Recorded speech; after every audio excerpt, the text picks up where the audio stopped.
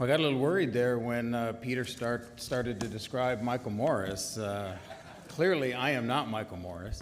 I have worked for Michael, though, for 39 years. So, I've had the benefit of seeing him every day, working the magic that he does to create a robust transportation system for the Dallas-Fort Worth area. And part of that is the development of our rail system, both passenger rail and freight rail. So I'm going to cover a couple of items today that touches on both of those, and then I'll be happy to answer questions when they come up. I understand yesterday there were a few questions that popped up that Victor Vandergriff punted and said maybe I would answer those at some point today, and if you want to re-ask those, I'll be happy to answer those as well, and I'll try to hit on some of those a little bit as I go through this. But the Dallas-Fort Worth area is fortunate enough to have an extremely robust rail system. The Dallas-Fort Worth area, much like other areas in the state of Texas and much like the state itself, was built on the rail system 150 years ago. What's ironic to me is over the last 50, 60 years, the automobile has taken over everything.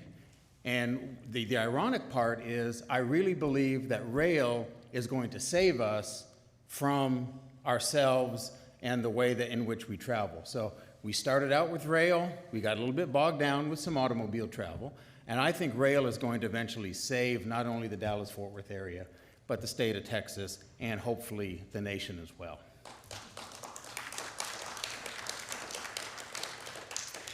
So as I said, we have a great transportation system in the Dallas-Fort Worth area on the rail side. We have 3 Class 1 railroads, handful of Class 3 railroads.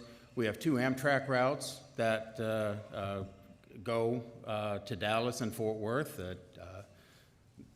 We have 3 commuter rail lines with our local transit authority partners, TexRail, the A train in Denton County, and then the Trinity Railway Express that goes between Dallas and Fort Worth. Soon to be a 4th, the Silver Line, that DART is developing and constructing now. And DART has the largest light rail system in the world right here in our backyard. So we do have a lot of rail to build on. And what I want to cover is how are we trying to manage all of that. And then I will touch on some high-speed rail here in just a second as well. But we have great partners. We have great partners in this process. We have great federal partners. We have Federal Railroad Administration, Federal Transit Administration. We have Amtrak, Andy's here. We have TxDOT, depending on who you talk to and when you talk to them, who is a great supporter of rail. Sometimes they're not such a great supporter of rail, depending on the type of rail it is. But nevertheless, there's an opportunity there to have some frank discussions with people there as well. And then, of course, we have great local governments who support everything. They understand the importance of the rail system from a freight standpoint, from a passenger standpoint. And then we have great private sector partners as well, UP, BNSF, Canadian Pacific, KCS, whatever they go by these days. But we know that we can't do this all on our own. So, well, is the presentation up? There we go. So, back, make sure here. So, there we go. So, starting about 18, 20 years ago, continuing over the last 10 years or so, we know that the rail system in Dallas-Fort Worth is contingent on other areas of the state. So we know that when we plan something on the rail system, it has impacts other places. So we started begin conversations with other metropolitan areas in the state as far back as 2006. And I'm going to just run through these. I'm not going to go through them all in detail. But we have agreements with East Texas, Waco, heart of Texas. We have agreements with Louisiana Council of Governments, in Washita. We have agreements with Oklahoma City, with Lone Star Rail District. So all of these meaning that we know it's not just up to us. And you heard the judge from Travis County yesterday talk about the importance of trying to get rail between Austin and San Antonio. Our hope is that it's the metropolitan areas that are going to create the demand for this statewide transportation system that we have, building on the freight rail network that we have and allowing passenger rail and even developing some new rail lines as we move along. But the point is, how are we taking these other areas into consideration when we're doing our planning in the Dallas-Fort Worth area? Things like, we are working with Amtrak on their high-speed rail line. We're developing our own little segment, which I'll cover in just a second. But, for example, in Fort Worth, where we're locating that station, we're locating that station in a place and in an orientation that will be able to continue north to Oklahoma City someday, or south to Waco, Austin, San Antonio, Laredo at some point in the future. So it's sure we could develop a system that only meets our needs, but we want to make sure that it's part of a larger system moving forward. So that's why these agreements are important to us.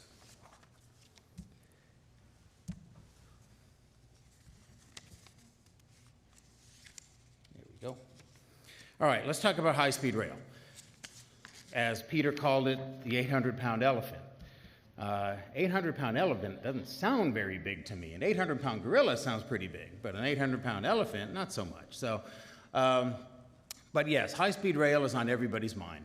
The next frontier in transportation. I really think high-speed rail will eventually be here.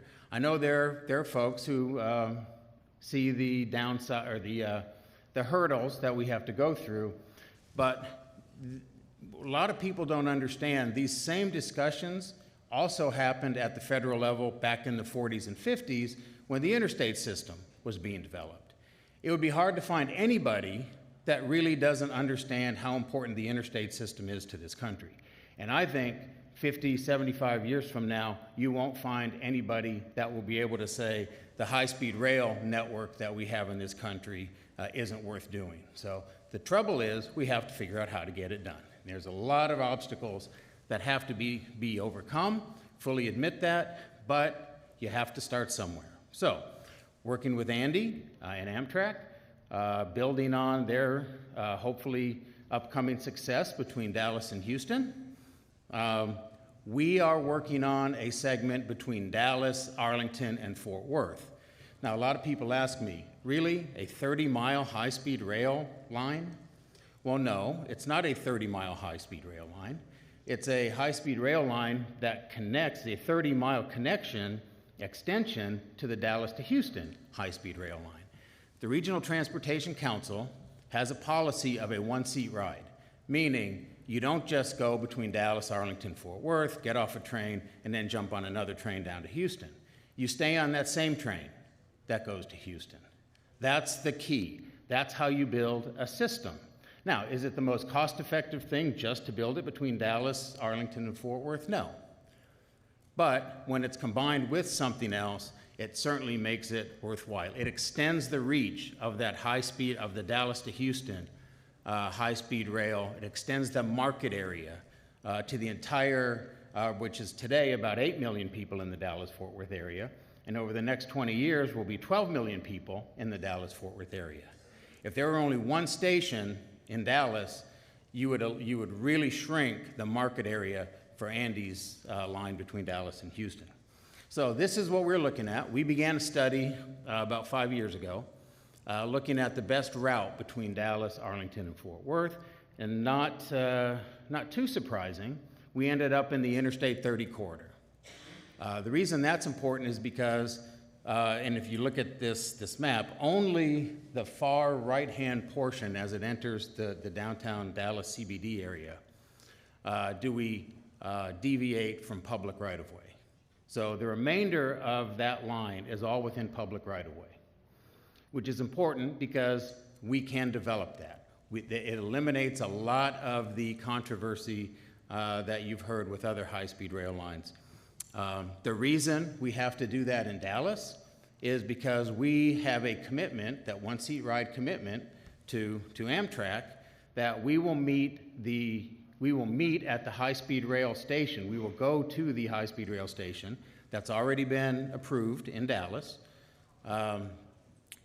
We will ensure that we go through that, and that is oriented in a way that we have to come up and around and start heading south. So we have to make a little bit of a hook there at the end in order to be oriented in the right direction. That's the only reason we're off of public right-of-way in that area. But you'll see that we are, in some cases, I know it's maybe hard for you to see, but we have some portions that are in tunnel, some portions that are in a trench, and some portions that are elevated. We're very fortunate on the Fort Worth side that the TxDOT district is going through an environmental study now to widen and add capacity to Interstate 30 on the western side of this line. That gives us the opportunity to co-plan the rail line with the new freeway system on the western side, saving all of us some additional money. So that's why you see us in a trench on the west side and why we're elevated on the east side, because we have to deal with the existing infrastructure, roadway infrastructure that's there.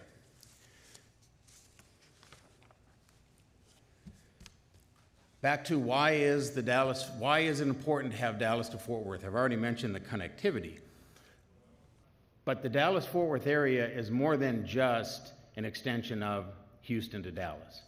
The Dallas-Fort Worth area, as all of you know, has a major economic generator called DFW Airport.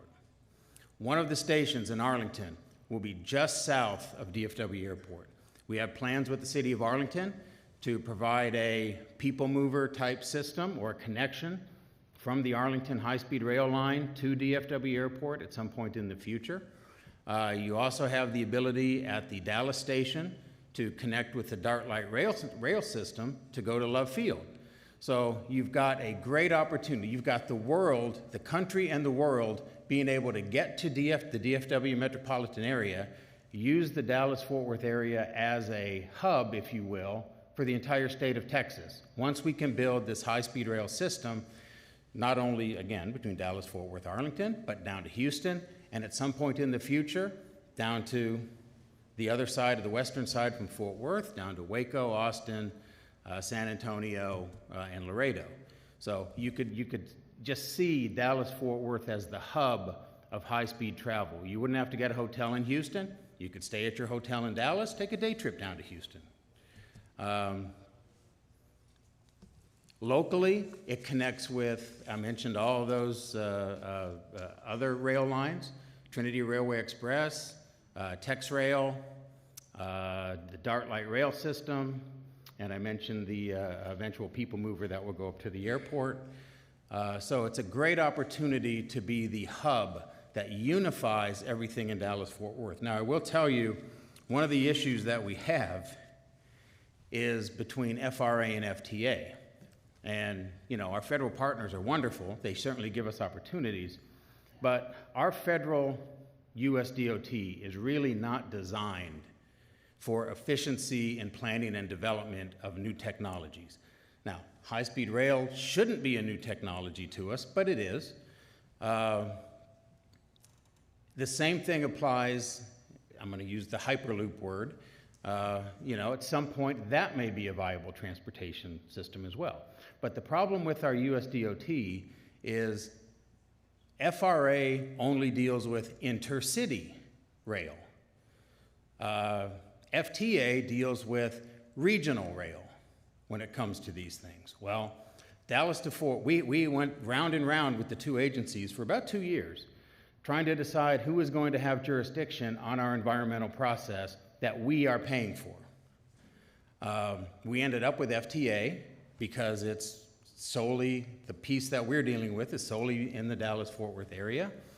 But FTA reminded us they do not have federal jurisdiction over high-speed rail. That's FRA's jurisdiction. So tried to work with FRA, they said, no, sorry, you're not intercity. You're between Dallas and Fort Worth only. So you can imagine how we go round and round and round and round with that. So my point there is, I think we need to rethink at the federal level and at the state level how we encourage high-speed rail. Development is going to occur whether or not we want it to. We have to be able to respond in order to make it work. Now, we're not solely saints within our own Dallas-Fort Worth region. We have 3 transit authorities: DART, Trinity Metro, and the Denton County Transportation Authority. Collectively, I'm going to show you a map in just a second. Collectively, they account for less than 50% of the area of Dallas-Fort Worth. It's tough to build a regional rail system on the passenger side when you have 3 distinct transit agencies that only have legislative authority to provide service within their service areas. So that makes it very difficult as well. So we have another project, another initiative we're working on called Transit 2.0.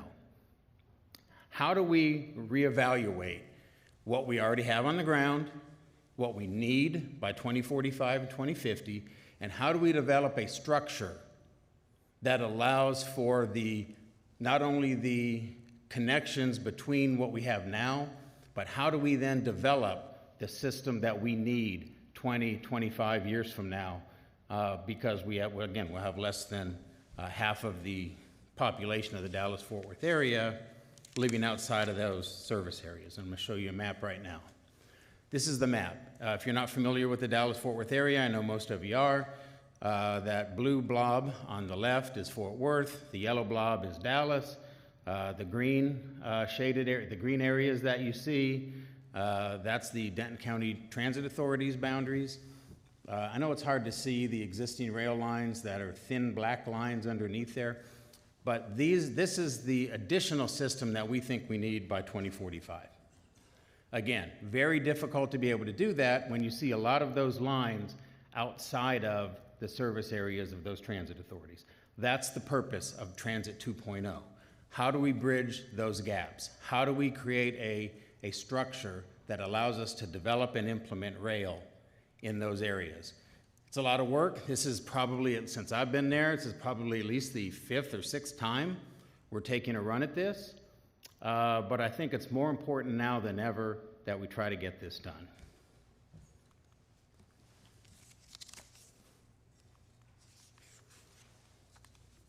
All right, but that's passenger rail. We also have, as you all know, a very robust freight system. Again, I mentioned the 3 Class 1s that we have.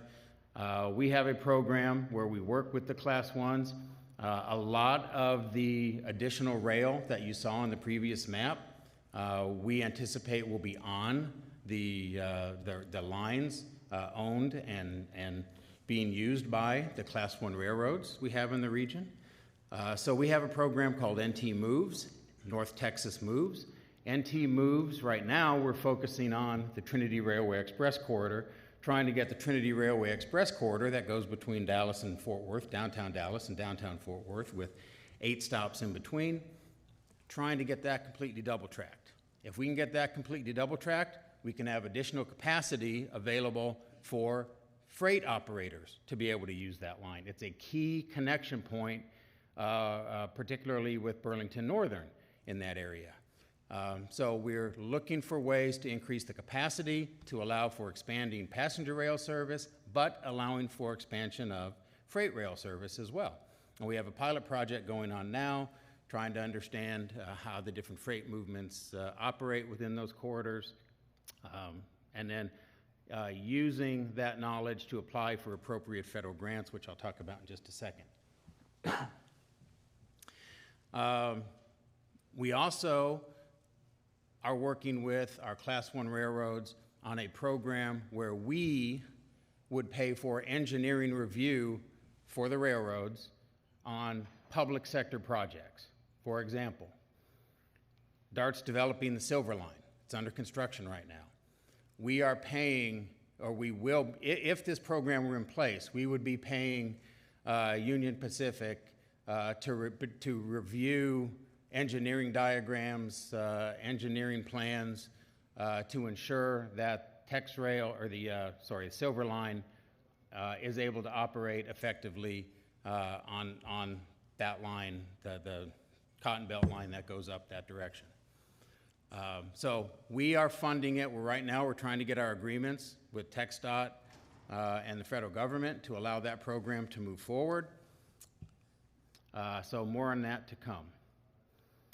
We also are bringing ClearPath technology. Those of you familiar with the Chicago area, you know that they have well, I call it air traffic control for rail.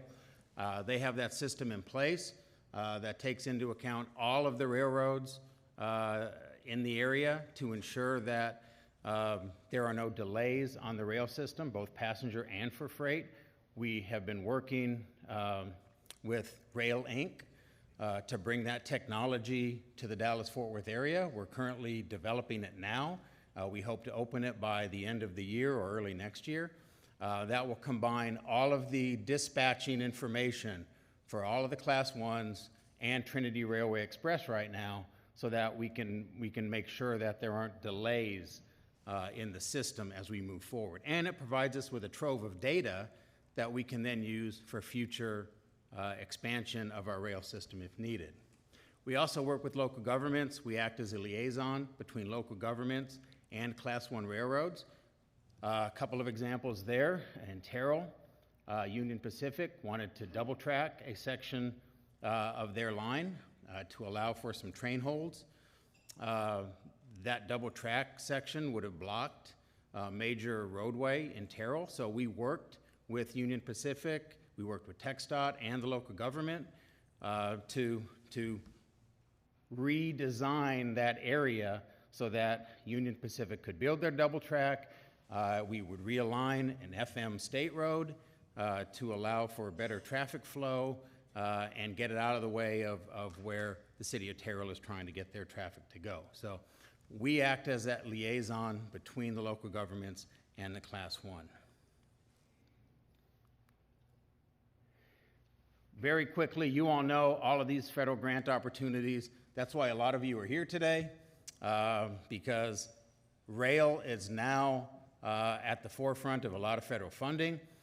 These are the opportunities that come up. We actually have a full-time staff person who monitors all of these grant opportunities for any project, whether it's rail, roadway, transit, for opportunities within our region. That person knows our long-range transportation plan. He knows what the requirements are of all these grants, and he helps us decide when it's appropriate to apply for these federal grants. So it's really important. If you're an MPO or if you're a state, this is really important to have experts in how we do this. It's a little frustrating because in the past we used to get formula funds for a lot of these activities. Now we have to compete nationwide for a lot of these projects. So our goal is to get projects ready to go as fast as possible so that when these opportunities exist, we can immediately apply for those funding.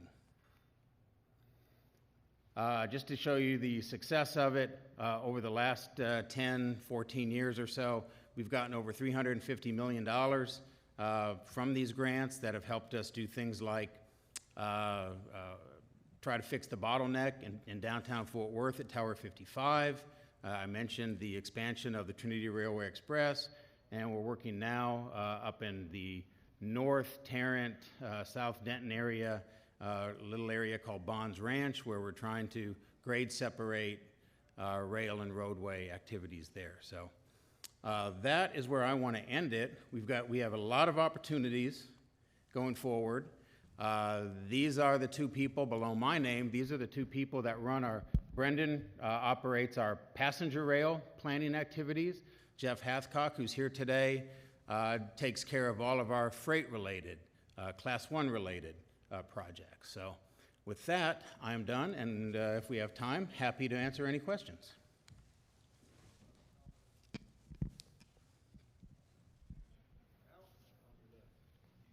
Thank you, Peter. David Peter Allen, Railway Age. The two questions that are related. The first part is, why high-speed rail between Dallas and Fort Worth when a high-speed train could traverse a perfectly good corridor you already have at prevailing track speed. The other relates to that corridor, TRE, with all your good-sounding plans for way off in the future. When will TRE enter the current century and become a 7-day-a-week rail service? Well, let me take those in the opposite order that you asked them. When will TRE become a 7-day service? It's all about money, right? It's always all about money. It's not the capital that gets you, it's the operating that gets you. So obviously there's no money for operating. We don't have enough for operating. We're gonna have to figure out a way to make that happen. Why high speed between Dallas, Arlington, and Fort Worth? I thought I answered that, but here we go again. Yes, we have Trinity Railway Express. There's also another rail line that runs right along just south of Interstate 30. It's the Union Pacific Main Line. There's no way we're going to be able to put any kind of passenger service on the Union Pacific Main Line. We have Burlington Northern that does run on the Trinity Railway Express quite a bit. The issue we have is right now we don't even have enough capacity to handle all of the Trinity Railway Express traffic, as well as what Burlington Northern has told us they want to try to handle in the future. So we're going through a study with them now to try to identify what their future needs are and how we can accommodate that. We have done I wouldn't call it an in-depth study, but we've done a back-of-the-envelope study in order to add additional service that you would need to support high-speed rail and I don't mean high-speed rail, higher speed rail, what you call premium rail, I think, in your yeah. In order to put that on there, you would have to triple track the Trinity Railway Express. Not going to happen anytime soon. Probably not worth the energy to do that. Now, why high speed between Dallas, Arlington, and Fort Worth? Because we want to link up with Andy's Amtrak high-speed rail line in downtown Dallas with a one-seat ride. The only way we can do that is if we have high-speed rail that operates. Will the train get to 200 miles per hour between Dallas, Arlington, and Fort Worth? No. It'll get to 160 in some spots. And the only reason we have to slow down, because we're only looking at one intermediate stop, and we're also planning for skip stop service, express service, where Arlington Station would be skipped, where you'd be able to go faster. Again, it's not about the speed necessarily as much as it is about the reliability and about the ability to one-seat ride, connect, interline with Amtrak high-speed rail. I liken it, people ask me that all the time, they ask me, why do we even need high-speed rail or something greater? I always tell them, if you're familiar with the Dallas-Fort Worth area, you have Interstate 30 that goes between Dallas and Fort Worth. There's also a roadway that was there long before Interstate 30 was, US 80. US 80 went between Dallas and Fort Worth. Why would we ever need an Interstate 30 between Dallas and Fort Worth when we had US 80? Well, the difference is they have different markets, they have different purposes. Same thing with this. Trinity Railway Express has 10 stops. High-speed rail would have 3 stops, 1 intermediate stop, with the ability to express around that. So a very different market as we see it. Dan, we're going to have to hold off on any more Q&A, but if you and Brandon and Jeff are available for the chat room, which will be off to everybody's right, they could answer some questions over there, I presume. Absolutely. Thank you so much.